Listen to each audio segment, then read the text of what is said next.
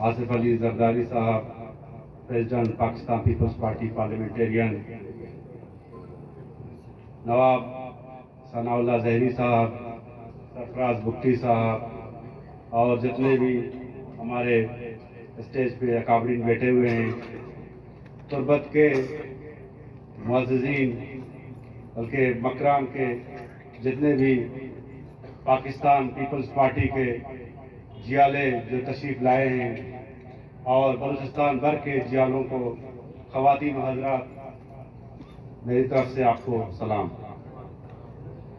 ये एक इंतहाई पुरमसरत दिन है कि आसिफ अली जरदारी साहब तुर्बत तशरीफ लाए हैं। मैं उनकी खिदमत में गुजारिश करूंगा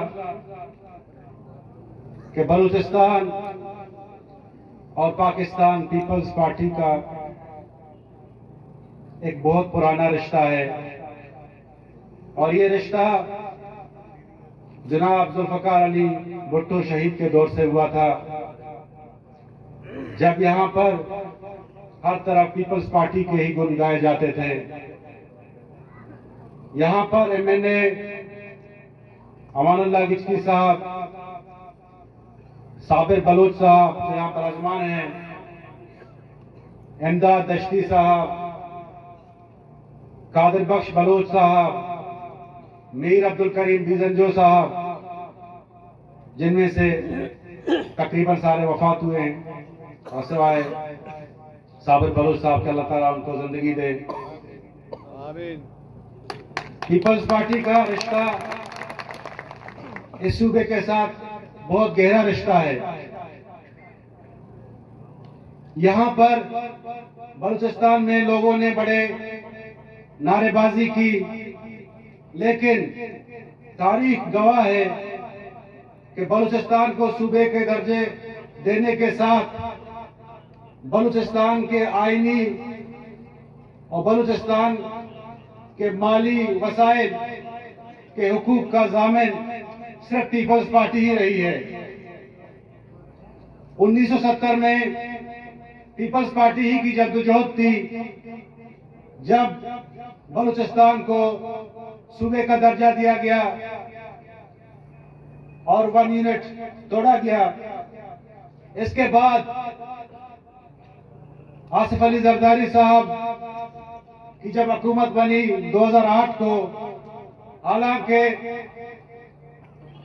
कॉन्फ्रेंस जमातों ने बाइकाट किया हुआ था, लेकिन जैसे ही हुकूमत बनी, बलूचिस्तान के जो पार्लियामेंटेरियंस थे, उस वक्त मैं भी आजाद हैसियत से आया हुआ था, उनको अपने पास बुलाया, बलूचिस्तान के दानिशवरों को बुलाया, बलूचिस्तान के अदीबों को बुलाया, बलूचिस्तान के मशरान को बुलाया और कहा कि ये मेरा सूबा जो पसमानदगी का शिकार है, जो बेचैनी पाई जा रही है यहाँ के अवाम में, उसको कैसे खत्म किया जाए।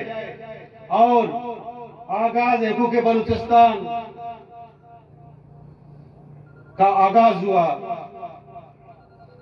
61 के करीब तजावीज थी जिनको ज्वाइंट पार्लियामेंट ने मंजूर किए और पहली दफा एक सदर ने आकर बलूचिस्तान के लोगों से जो हक तरफियां हुई हैं, बाकायदा उनकी माफी मांगी और उसी आगाज हुकूक बलूचिस्तान के तवज्जुह से 18वीं तरमीम आई, जिसमें NFC अवार्ड का फार्मूला जो है उसको रिविजिट किया गया। बलूचिस्तान का हिस्सा 5% था, लेकिन उसको बढ़ाकर कोई 9.09% कर दिया, जो तकरीबन उस वक्त बलूचिस्तान का बजट बनता था कोई 30-40 अरब का, लेकिन आज अल्हम्दुलिल्लाह कोई 700-800 अरब का बजट बलूचिस्तान में बनता है। और ना सिर्फ बात यहाँ तक रुकी, बल्कि जो गैस डेवलपमेंट सरचार्ज थे, जहाँ का ताल्लुक सरफराज बुख्ती साहब का है, 1998 से लेकर 2009 तक 120 अरब रुपए थे। जरदारी साहब ने बयाकल में जम्बुश उनको बलूचिस्तान के हवाले कर दिया और बलूचिस्तान में नई यूनिवर्सिटियों की क़याम का आगाज किया और आज तुर्बत यूनिवर्सिटी जो 2011 में एस्टेब्लिश हुई वो सदर आसिफ अली जरदारी साहब ने बनवाई और इसके साथ लोरला यूनिवर्सिटी। और मैं सदर जरदारी साहब को पहले भी मैं अर्ज कर चुका हूं, आज दोबारा आपके सामने अर्ज करूंगा कि तुर्बत यूनिवर्सिटी वाहिद यूनिवर्सिटी है जहां मेल फीमेल रेशो 50-50% है और पाकिस्तान में कोई भी यूनिवर्सिटी नहीं है इस तरह का। और यहां तक सिलसिला नहीं रुका, बल्कि बलूचिस्तान के गरीब बच्चों के लिए पाकिस्तान की जितनी बड़ी यूनिवर्सिटियां हैं उनके दरवाजे खोल दिए गए और आज हजारों बच्चे पाकिस्तान की मुख्तलिफ यूनिवर्सिटी में ज़ेर तालीम है और वो उसका सेहरा भी सदर आसिफ अली जरदारी को जाता है। 600 स्टूडेंट पीएचडी के लिए भेजे गए, जिनमें 200 फॉरेन कंट्रीज के लिए भेजे गए। लेकिन जब हमने जरदारी साहब से मिले और ये बात की, उन्होंने कहा कि बलूचिस्तान मेरा अपना सूबा है और मैं इन चीजों का किसी पे एहसान नहीं जताता। आपने देखा होगा आए रोज यहाँ पे लोग कुछ करते नहीं करते हैं, रोजाना उसका क्रेडिट लेते हैं, लेकिन बलूचिस्तान की जो आईनी साहिल वसाइल सबके हुकूक पाकिस्तान पीपल्स पार्टी ने महफूज किए हैं। यहाँ पर आए रोज साहिल वसाइल का नारा लगता है और हमारे कानून ने कई मर्तबा ये बात सुनी होगी, लेकिन 18वीं तरमीम में आसिफ अली जरदारी ने गवादर पोर्ट की जो इंतजामी उमूर हैं वो सूबे के हवाले कर दी और चेयरमैन गवादर पोर्ट आज कल जो है वो सूबाई हुकूमत उसको लगाता है ताकि बलूचिस्तान के लोगों को कोई फिक्रमंदी ना हो।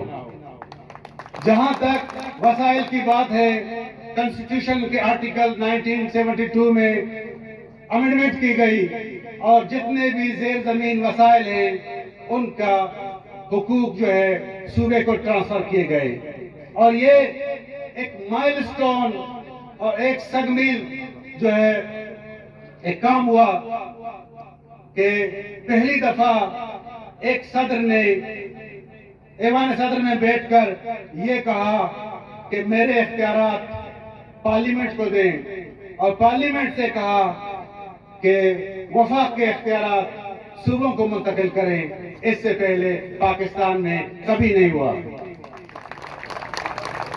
बलूचिस्तान की तरक्की, बलूचिस्तान के हुकूक का रास्ता वो पीपल्स पार्टी ही उसमें ले जा सकता है मंजिल की तरफ, और कोई पॉलिटिकल पार्टी नहीं है। और बाकी जो पार्टी है वो सिर्फ और सिर्फ लफाजी करते हैं। आसिफ अली जरदारी ने जिस तरह पाकिस्तान में जमहूरियत के लिए कुर्बानियां दी वो किसी से ढकी छुपी नहीं है, और जिस तरह उन्होंने एक बलूच होकर जो वफा निभाया मोहतरमा के साथ वो भी उसकी नजीर नहीं मिलती। 14 साल बेगुनाही में जाकर जेल काटी, लेकिन जुबान से एक दिन भी गिला नहीं किया।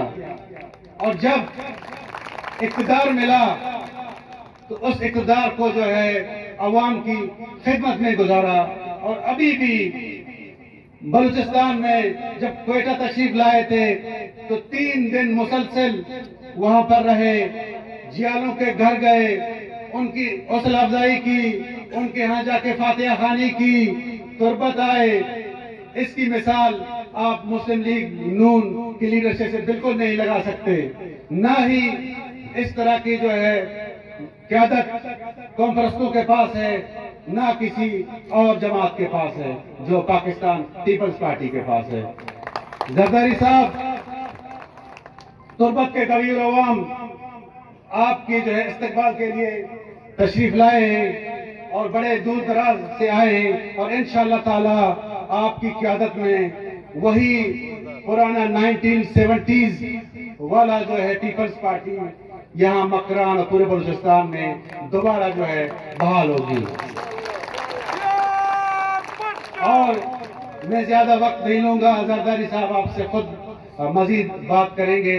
मैं जरदारी साहब का शुक्रगुजार हूँ कि उन्होंने अपने कीमती वक्त निकाला और तुर्बत तशरीफ लाए। शुक्रिया।